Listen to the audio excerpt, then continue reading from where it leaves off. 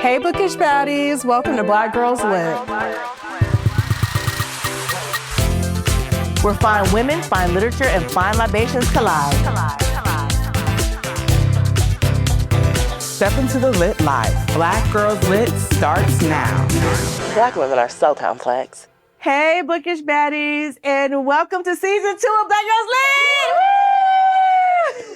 Lit. It's your girl Tasha here. I'm Lex. It's Steph. I'm Star. All right, friends. As we said, we are in season 2. I'm so excited to be back with you guys. What a journey it's been. I know. I cannot believe we've been actually doing this for like a whole year. You know, what started out as just an idea and a group of friends together. And now here we are. We like on the internet and stuff. I feel like we famous. Just a little bit. Just a little bit. That's also so that we are. We are on the internet. We are so famous. Yeah. And like everywhere though. Like we're worldwide. We're I'm out just there. saying. But before we start, I'm going to get sentimental for just a second. I do want to tell all of my co-hosts and friends how much I love you guys and how much I love doing this with you guys. Oh, ditto, kiddo. This is like, it's amazing. I just look forward to all the things we're going to do this season and coming up. Yeah, we're gonna have a Love ball. you. And with all of our bookish baddies too. Like we have Love so many y'all. things planned. Yeah. But all right, let's just go ahead and kick it off. What are we drinking this month? We are doing vodka. So today's vodka is the Crystal Head Vodka. It is a premium additive-free vodka straight out of Canada. It is distilled multiple times and filtered 7 times. So it's ultra clean, ultra smooth, but also look at this cool bottle. It's so dope. So you know exactly what you're looking for with the Crystal Head. So we're gonna try a shot of it, yeah? Like we always do. We So always do it this time. we are cheersing to season 2. Cheers. Cheers. Ready. Ultra clean, ultra smooth. Oh, that's pretty Tasha tasty. like. It's very smooth. Mm-hmm.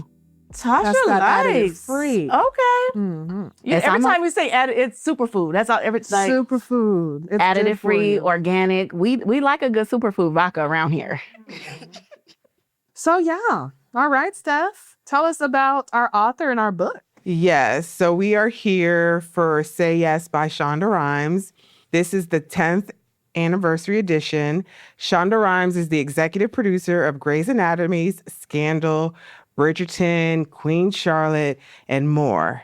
Not only reveals her galvanizing New York Times bestseller, but gives readers an extraordinary cachet of brand new stories that showcase the continuing power that saying yes has had on her life. In Shonda's own words, this book is the same as before, but it is also not.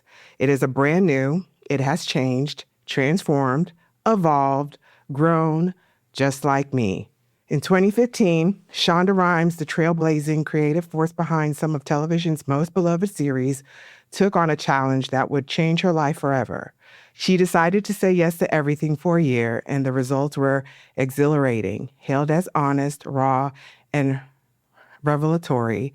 The Washington Post and Has Fun read as Rhimes' TV series are to watch.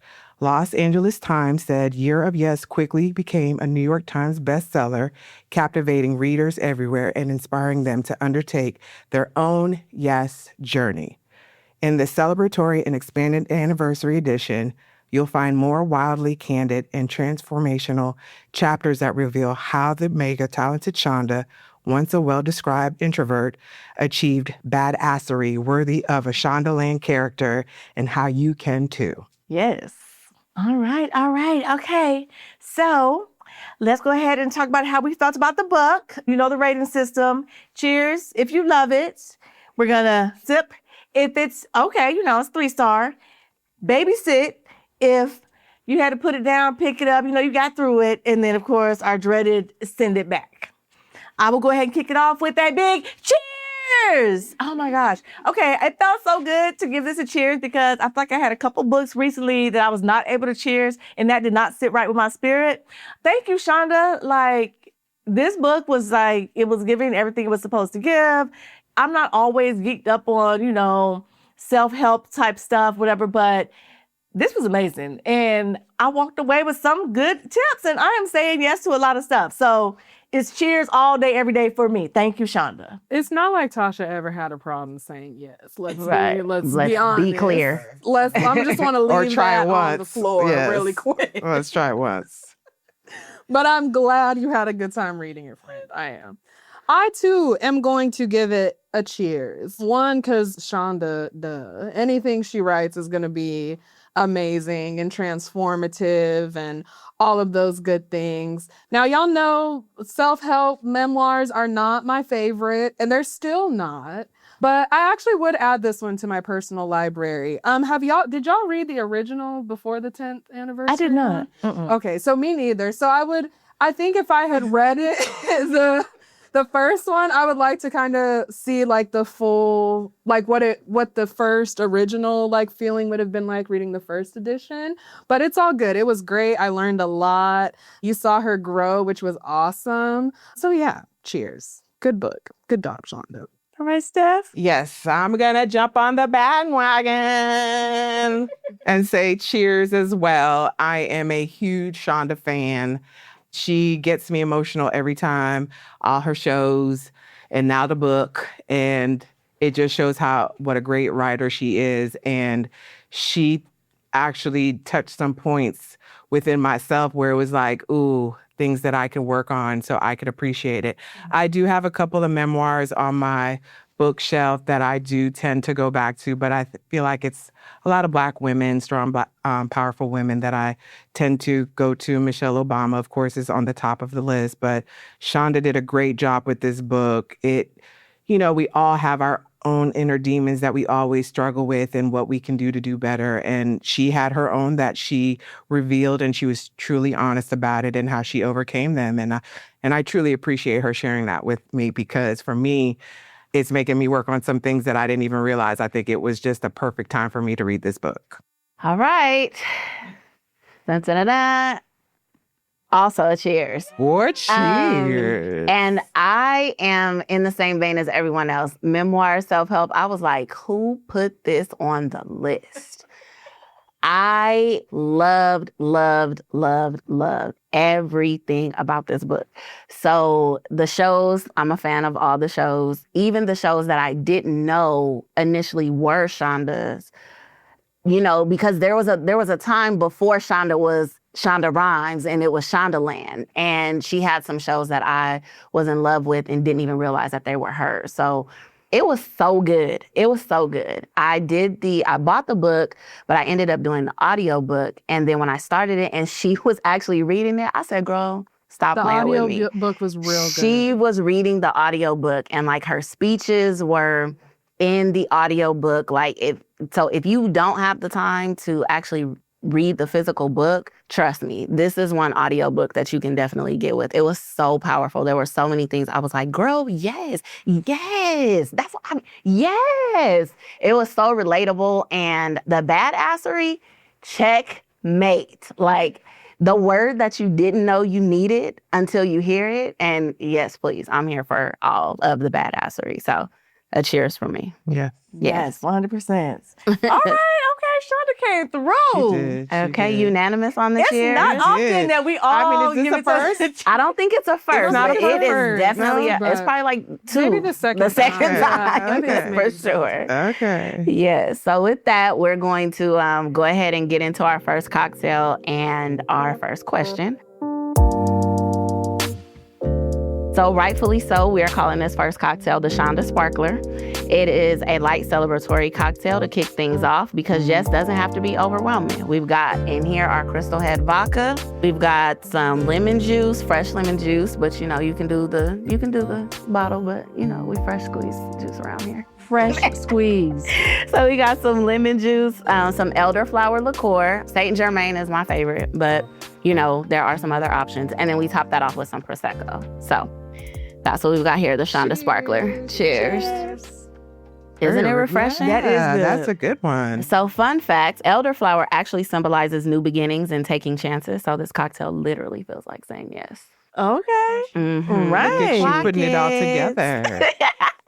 So the first question that we're going to start with is, in this anniversary edition, Shonda reflects on how her original year of yes didn't fix her life, but began a practice she had to return to again and again. Looking back over the last decade, where do you see a key moment where you said yes, and how did that shift your life, big or small? Ooh, girl, we just coming out the box with the drink. with the hard So think about a time when I said yes and the shift it made. over the last decade. Over the last 10 years. I would say for me, it's like personal things. It was one of those things that I had to continuously tell it's everything. It's daily life, like getting up, working out, meal prepping, things that I used to be lazy. I was lazy. I didn't want to do anything. I used to sit in traffic.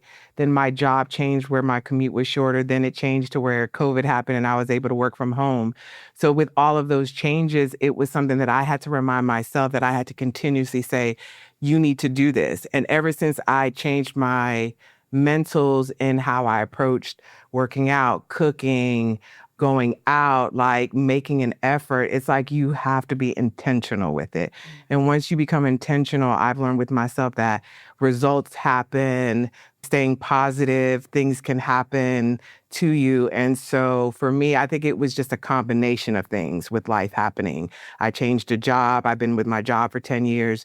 So several things changed, but I went with the intention of doing better, even with my kids. Like if they want to do something where been sitting in traffic all day and I don't want to do it. And it's just like, what's 10 minutes? What, versus not doing it and the disappointment. So for me, it's a culmination of it. It's not just one particular thing. It's just been a multitude of it. And once I changed that, my attitude changed on a lot of things. Yeah. So that's good. That's good. That's cool. Like she touched on so many things in the book. Like I was marking clips because I'm like, oh, I got to go back and highlight some of this stuff in the actual book. So it was very relatable. For me, it would have been when I decided to leave teaching, which was like, for a while, I felt like I was kind of over teaching. And I did love teaching, but the way the education system was set up, I was just like, okay, y'all, it was not vibing with my spirit. It was just like, I just feel like we had gotten to a place where we really weren't holding students accountable a lot. And just some of the decisions that were being made as far as like how I had to conduct the classroom, I was like, okay, this really just not working for me any longer. And so I decided to leave teaching. COVID sort of like pushed me in that direction. And I was like, okay, it made a hard choice a little easier. But then, I was out here in the world and I was just like, okay, well, I'm gonna be an entrepreneur. I'm gonna get into real estate. and which is great. I definitely do love that I left the classroom and I've loved everything. Like I've tried different things. I do love real estate. Then it also pushed me to try doing my crafting business and then having my online shop. And then that actually started doing stuff. And I've been able to see things I thought were, were just a hobby or just things I liked actually become like money-making endeavors. It's like, oh, I should have did this a long time ago. It was definitely the right time and the right move for me to say yes to leaving that job. Now, I will say, I think like Stephanie said a lot of good stuff about being intentional because like saying, oh, well, I'm an entrepreneur, I work for myself, I make my own schedule. It's great. It sounds amazing. But think about being an entrepreneur and working for yourself. If you don't work, you don't get paid. So you like every decision I have to make every day as far as, okay, what am I going to do? I have to be super intentional. Like, is this helping me get where I need to be in my business? Oh, it's not. Okay, I can do that later. I'm very intentional about everything that I do and understanding, like Shonda said, like there's things I have to say no to. Which is hard for me because, I think Lex mentioned I am a yes girl. I do say yes to a lot of stuff. But yeah, having it, sometimes being like, oh, girl, no, that one has to be a no. So yeah, leaving, that was my big yes. Nice. Shout out to @Raining_Creativity. Hello, book is ready. Thank you. Yes, thank you. Lex? This question was hard because 10 years ago, I was 19. Oh, so you young? You young? So clearly she's telling us she's the baby of the group.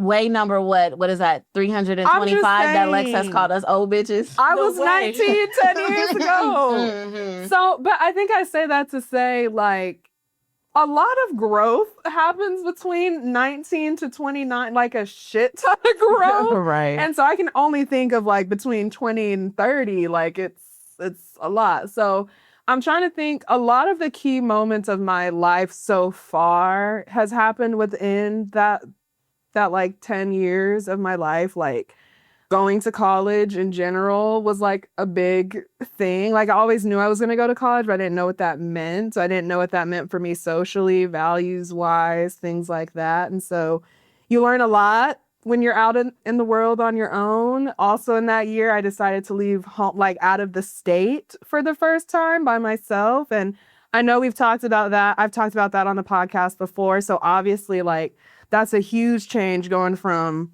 Utah to Florida. Like that's a huge culture shift. And I learned a lot about myself then.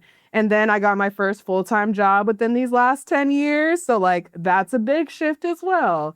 Learning to manage your time and what it looks like to make friends when you're outside of the academia bubble, what it means to maintain your friendships or like take care of yourself and be a real adult. Like all of that happened within that time.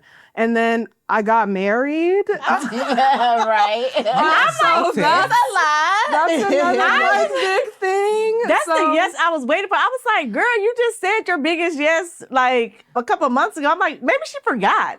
A lot of adulting But here. it's a lot of big yeses. A that lot I of said adulting. before even meeting Tron. And so just even saying yes to moving to Atlanta was like a big thing for me, which worked out because I was able to meet my husband now. So yeah, I mean, I think I said a yes to a lot of things that has gotten me to this exact moment, and I wouldn't regret it. So I feel like I'm doing well. Like we'll see. Man, cheers to them 20s, man. Woo. Ooh, child. Yeah. What a time. What a time to be alive. Right. Yeah. So I think for me, the biggest one has been probably most recently a couple of things. So the main one is saying yes to me. Like I have for my entire adult life, there's been a title, right? Someone's mom, someone's girlfriend, someone's kind of sort of stepmom, like, you know what I mean? Teen mom, all the things, Miss Star, you know what I mean? So at this stage, I want to say probably the last 5 years, it's like, wait a minute, I get to just be Star again. Let me get back into that and what that looks like. And I'm loving it. Like I'm saying, we're going to have to have some code words for Star. Turn it down a notch, girl, because you're doing a lot right now. And we'll talk about that later. But yeah, that's probably the biggest. And it entails a lot, kind of similar to Lex. You know, I have a son he's a young adult. Like he is a young man. Like he is really learning how to navigate things by himself. So there's a lot of transitioning responsibilities that's happening and a lot more prayer that's going on. Because at the end of the day, I can't be everywhere at all times and I can't keep him in this bubble. Like I have to let him go. Like he's been raised. He knows what he needs to know and it's up to him how he applies it, you know, out there, to Lex's point, like out in the real world. Like you think You think you know. You think you know, and then it gets real, and you're like, wait, hold on. And I'm just waiting for him to have that moment that I think we all have where it's like, dang, I wish I could just go back to taking naps, or I wish I could just go back to high school, or I wish I could go back to college. Like, whatever it is, I think there's always a point where we get individually where it's like, yo, adulting is like, this is hood, for real. Like, who voluntarily signs up for this, and like where's the exit? Like, how do I get off? Like, let me off the train. So this book, man, it did something to me that I did not expect it to do, and I am so here for it. So Agreed. yeah. All right, okay. Definitely. Look at us growing, you guys. We're amazing. Amazing. It's giving badassery. I'm That's just saying. exactly what it is. Hashtag. Unapologetically. Also. Very. The drink that I will be sharing today is the Dirty Shirley. It's a grown-up take on the Shirley Temple, you know, the first little drink you had that when you're trying to look cute, you know, your mom let you order it, be a little fancy. But this one has vodka in it because we grown. We grown now. Okay, so Dirty Shirley is simply, we use, like I said, the Crystal Head Vodka with a little grenadine and topped off with a little Sprite and a couple of cherries. Cute. Cheers. Cheers. Now, it's a little sweet for me because I could use a little more Sprite. I could use a little bit more vodka.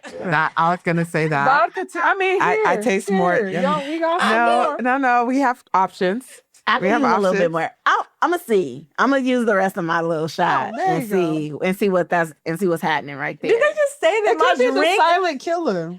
They said my drink was weak. That is so unlike Tasha. You probably used the wrong side of the jigger. We'll figure it out. Here you go. Here you go. Here you go. Now, I will say this is super nostalgic, and I love this because I remember going out to dinner with my parents and thought I was super fancy. Like, yes, a Shirley Temple, please. Yes. So, thank you.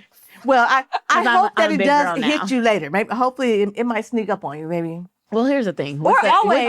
With the array of cocktails that we have going on, I'm sure. by the And end of A this lit time episode- will happen regardless. In the future, maybe we just take down the grenadine just a little bit because it doesn't need to It be is as quite sweet. red. It could be Yeah. just a little pink-ish. Okay. So I thought it was supposed to like set like the layer. You know, I don't know. no, that's No. that was not the instructions that I Oh, followed. I'm sorry. Okay, you had to put stuff in. You following instructions What's the today. proportion control? Okay. Anyway, You better eat. Yeah. back to my question. Ooh, Lex. Ooh, Lex. The troll has been lost. Ew, yeah. Sorry, B-roll. Okay. Okay. So, ladies, once y'all pull yourself together, Yeah. think about in the book, Shonda, I think 6 years after her year of yes, that's actually when COVID hit, and the world sort of stopped. So she talked about different things that she learned during that time, and then she actually made the pivotal choice just to pick up and move her family. Now that Just picked up and moved. Like, one of her friends was moving, and she was like, what? I'll go to. Wait a minute, maybe I can do that too. And then started looking and then ended up moving, right? Made a huge change to her life. So I'm just curious, 'cause I do feel like, again, COVID, that was a time when the world stopped. We all sort of learned new things we didn't know before. What is either a skill that you learned or just something about yourself that you learned during that quiet time? I do remember during that time, everybody was doing a lot of dances. Everybody was like learning TikTok dances. I tried that. It did not work out. That's not my thing. But I feel like for me, that actually is when I really started doing more of my crafting. When I was like, oh, what are these people doing on the internet? And I learned like different things, different techniques. And that's when I was like, really, that's what pushed me to be like, oh, I can have a whole business out here. Like, look what I can make. So it definitely was like a time of discovery in that. I always liked making stuff as a hobby, but then I realized, oh, wait a minute, I can do this. And then, of course, I bought other materials and other things, and some things I'll tell my husband about, different printers and stuff to be popping up. That's when I really just said, you're on the internet and you just realize, oh, I can pick up a skill or two around here. So that's when I started doing all that. For me, I was still working. For me, COVID happened, but it was daily routine for Steph. So I didn't have a lot of idle time because I was still working and we were still busy at that time. So for me, it was just more finding a home routine. Like when I used to come home, I'm like, I'm home, I get to chill. I've been at work, traffic, gym life, whatever life. And then I would come home and I would chill. And I realized, okay, you can't do that anymore. Everything is home for you. The gym life, work, chill, just all of the above. And so for me, I just had to find accountability within myself to say, hey, you need to get up to do this. So for me, I didn't really learn a new hobby. I just learned how that there are things that you can do at home and it's okay if you're not on the couch or on the bed. How to manage that time. That was Yes. I am trying to find the words without sounding insensitive. Because sound insensitive. Go ahead. No, because I don't want to get canceled. It's very much a thing. But so I want to acknowledge that COVID was a very dark time for a lot of people. It was just like a very dark time. Like there was no contact. Some people were in isolation and it was a lot. So I do want to acknowledge that. However, for me, COVID was a very good reset for me, because COVID happened right after my first year of grad school. And my first year of grad school was, culture shift wise, was the toughest time of my life. Like, I felt like I was trying to truly figure out who I was in this new environment. And I was experiencing homesickness. And like, it was, that first year was tough being in Florida away from my people. And so COVID allowed me to go home back to Utah and be with my family. All of my sisters were together. My parents, we were all in one house. And it just like allowed me to remember who I am and what my values are, but then also to just relax because I'm in a place that's familiar, to like get ready to go back out into the world once I got a reminder of like who I am and what I stand for. And so I feel like that's what COVID was for me. Cool. So it was good. It was a good moment of reflection for me. I like that. I did a resetting, going back home and then, And all right, having then to we're be going back. there for a minute, because I was home for like 3 months, 3 or 4 months. Then honestly, probably more like 5 or 6. I was there for a long time. So it just was like, okay. No, y'all I like remember that. who I am now. Like, I'm grounded. I can go back to Florida and, let these people know who they're messing with. I know that's Ooh, right. That part. For me, there was so much going on during COVID, but not really. So I think the biggest thing was the social aspects. I'm an only child, and I definitely enjoy my own company, and I'm fine with me.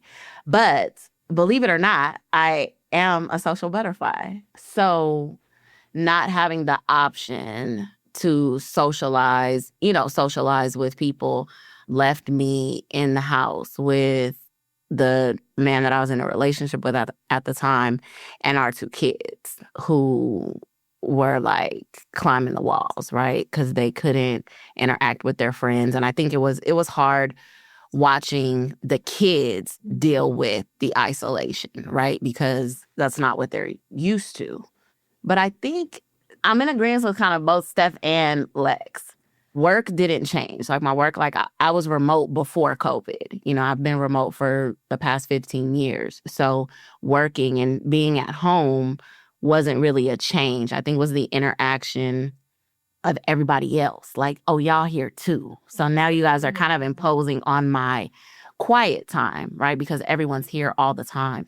So it was a lot of discipline in this is the time for this. This is the space for this, right? Because when you're in your home and everything is happening in your home, you do have to be very disciplined in, I don't work in my bedroom. I don't do laundry during my work day. Because if you didn't make those adjustments, then it became just this constant go, go, go, go, go all the time, right? To the point that Lex made about the reset in, okay, there's nobody else. So it's me and these people that I live with that live here. So it became about how do we interact with each other, right, in these close spaces without, because there was nowhere that you could send anybody. Like you couldn't send anybody anywhere to get a break. You couldn't really go anywhere to get a break. That was, I think, the biggest thing for me is just, one, reconnecting with the fact that I'm okay with me and my own company, and I don't necessarily need a whole bunch of other people. but also, In case y'all were wondering, I love me. I love me. Never, ever doubt that. And here's the thing.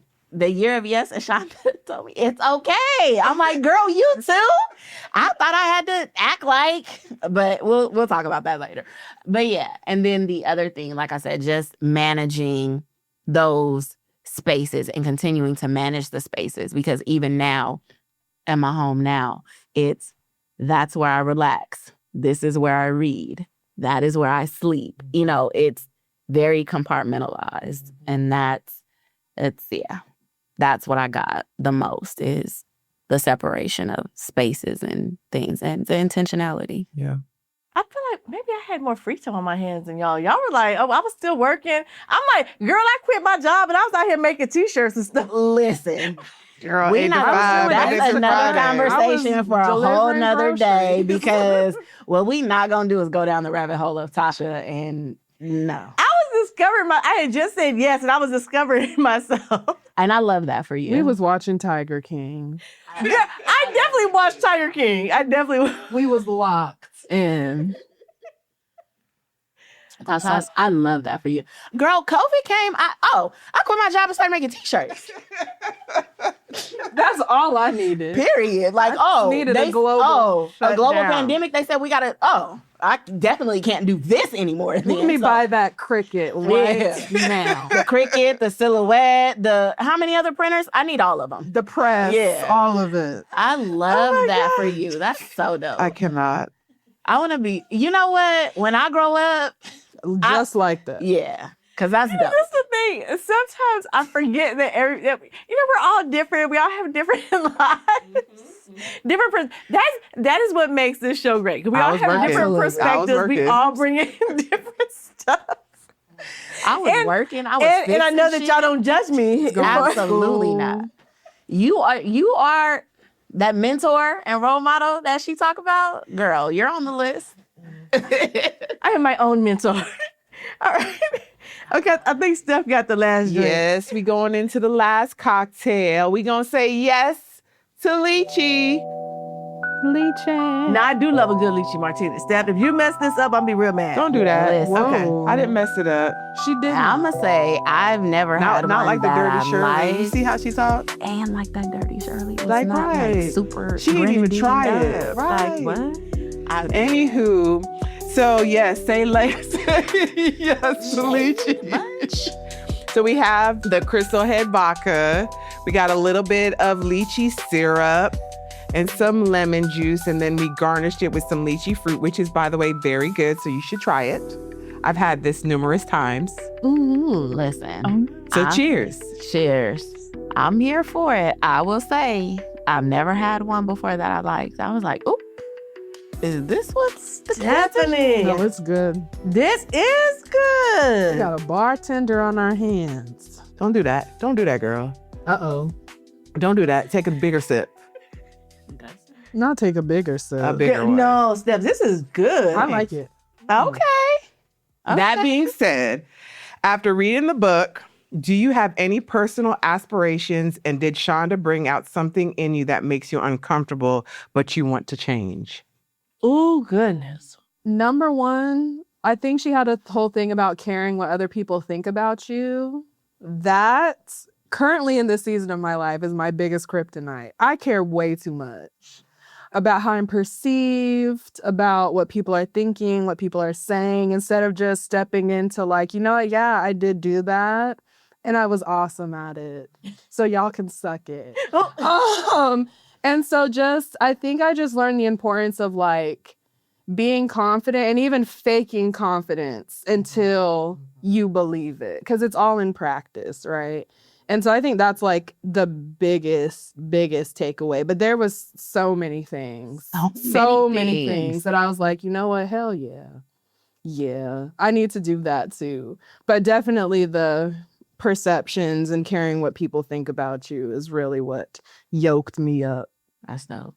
For me, there were so many moments. There's so many moments. I will actually physically read this book and I will probably listen to it again. It was so dope and way more than I expected. And I think the fact that we went to see her live when the book came out, she was on tour. We actually were able to go to an event where her and Debbie Allen, that conversation was amazing.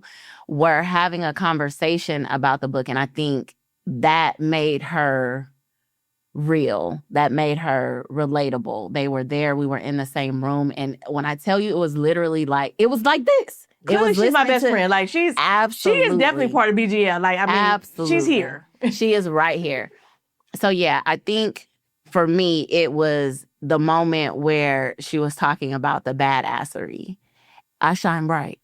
I'm not mediocre. I'm not regular. And everybody can be extraordinary. And it's okay.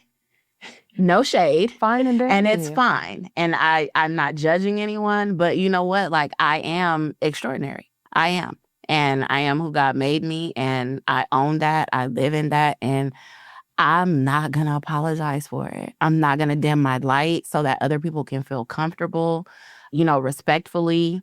I'm very serious about my boundaries. I own that. I love that. Respectfully, no. Respectfully, absolutely not. Respectfully, immediately no. Respectfully, get somebody else to do it. But that is the biggest thing for me is, yes, own who you are. Star shines bright. I do. And I've always said, like, there was a meme or post or something I saw a couple years ago that said, walk into the room like God sent you. I said, and do? Yes. So this just kind of reaffirmed that. And I love that she was reading that book.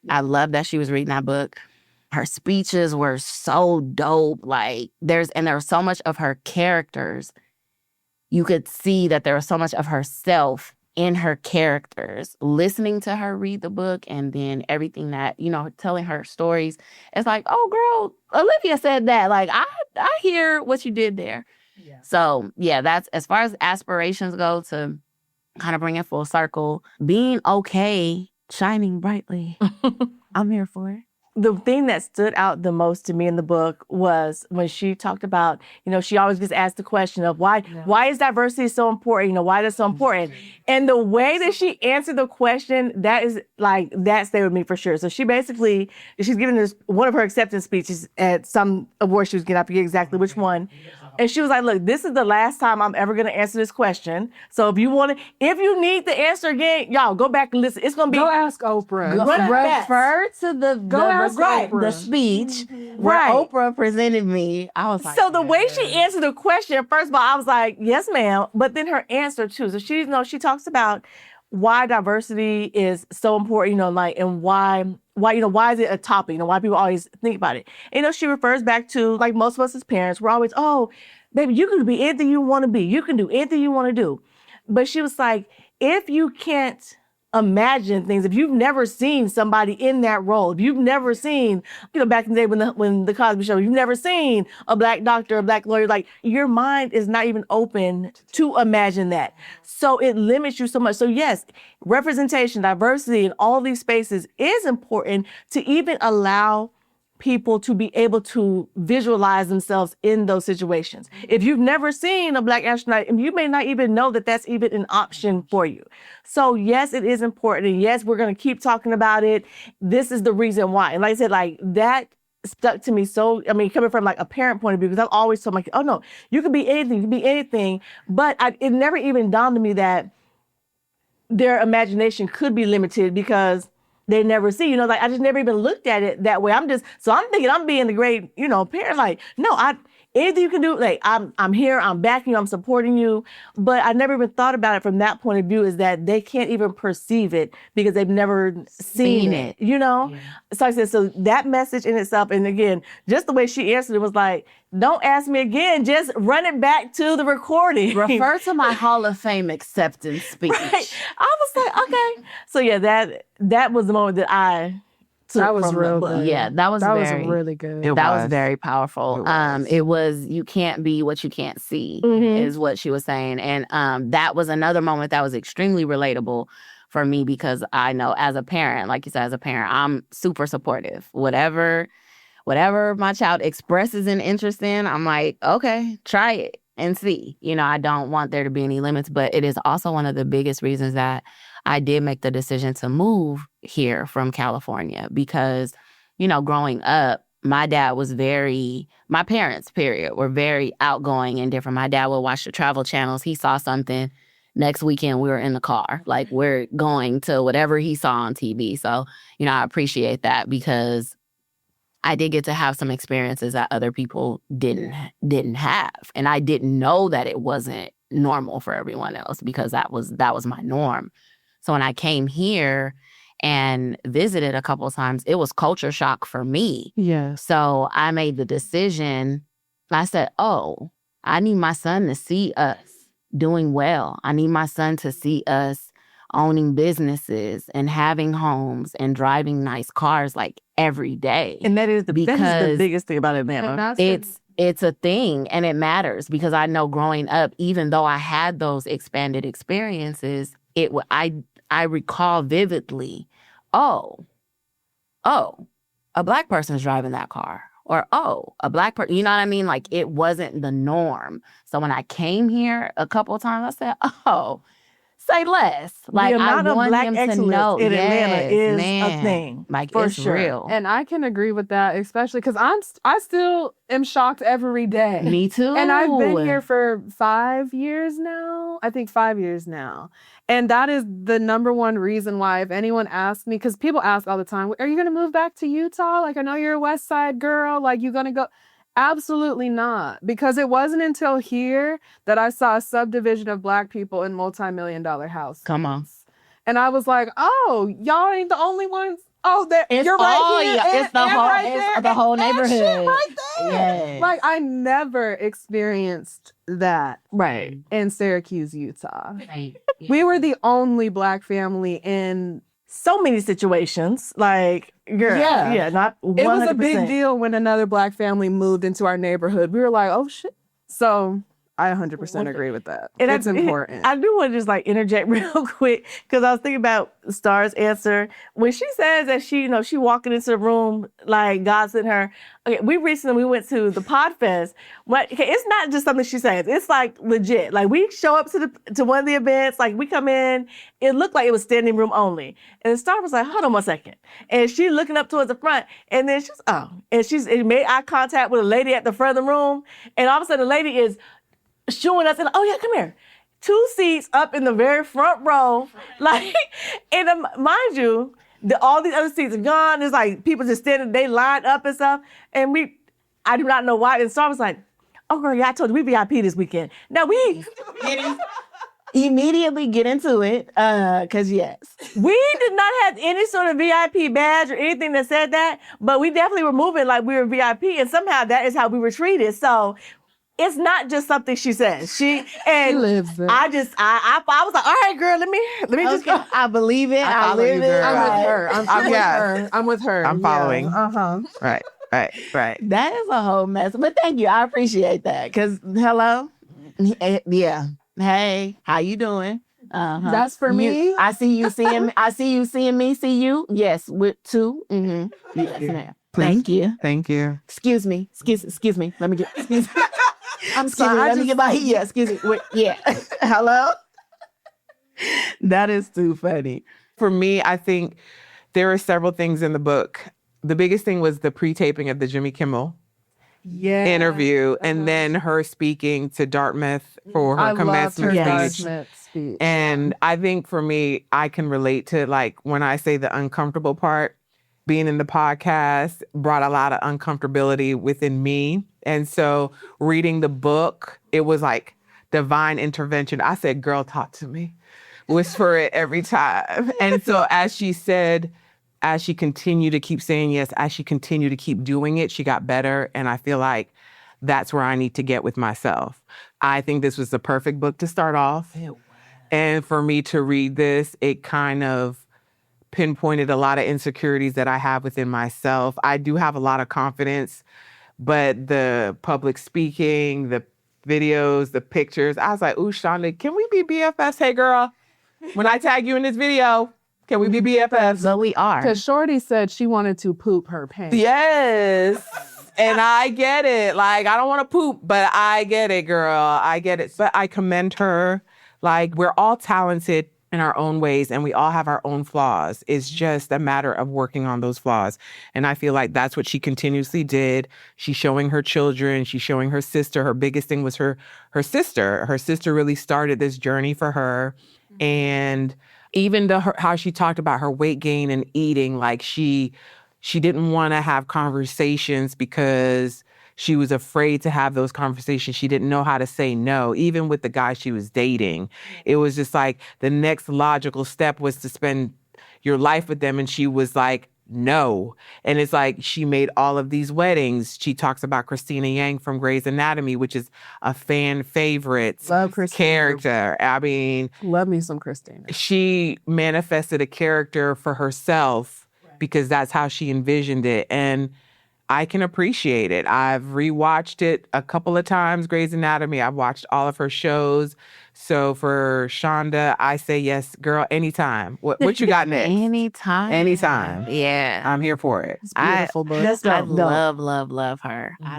I love her. She's just so cool. Yeah. We can go out golf, girl, maybe around. Now, I can't do 18 holes, but We're not gonna go. I'm not no, gonna watch. Final thoughts on Year of Yes. Final thoughts on Shonda Rhimes. Final thoughts. Just Read it. I say read it. Definitely. Keep it on your bookshelf if you need inspiration. She makes you find it in a good, positive way. It's all positivity. It's all love from Shonda. And I think at the end of the day, you could find something within yourself, one thing that you can bring out for the better.